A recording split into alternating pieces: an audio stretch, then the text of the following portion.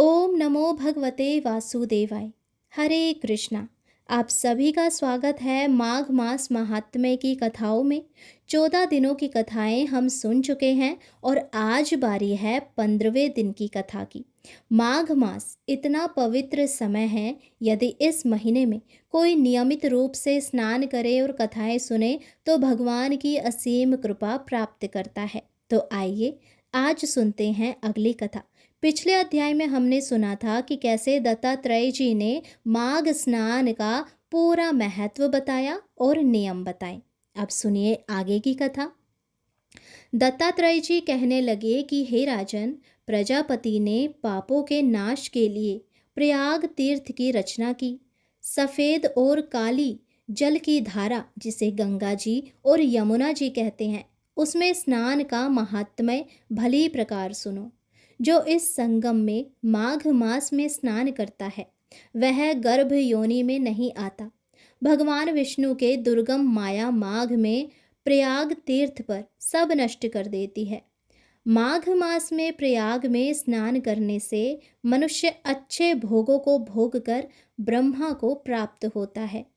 माघ मास तथा मकर के सूर्य में जो प्रयाग में स्नान करता है उसके पुण्यों की गिनती चित्रगुप्त भी नहीं कर सकता।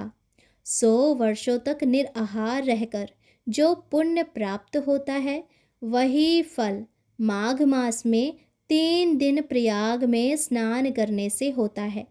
जो फल 100 वर्ष तक योगाभ्यास करने से मिलता है, जैसे सर्प पुरानी केंचुली को छोड़कर नया रूप ग्रहण कर लेता है, वैसे ही माघ मास में स्नान करने से मनुष्य पापों को छोड़कर स्वर्ग को प्राप्त होता है। परंतु गंगा यमुना के संगम में स्नान करने से हजारों गुना फल मिलता है।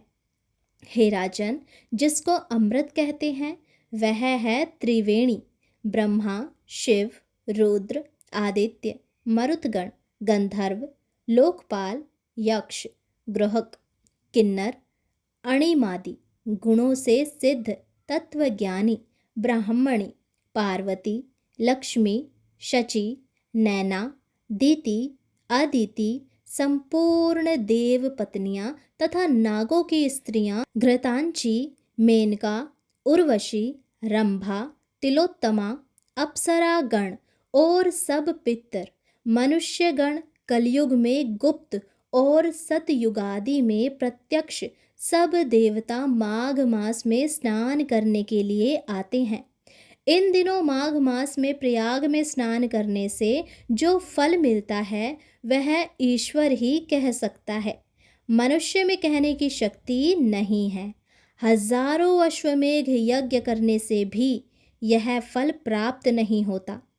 पूर्व समय में कांचन मालिनी ने इस स्नान का फल राक्षस को दिया और इससे वह पाप मुक्त हो गया था। तो आज का यह अध्याय यहीं पर समाप्त हुआ।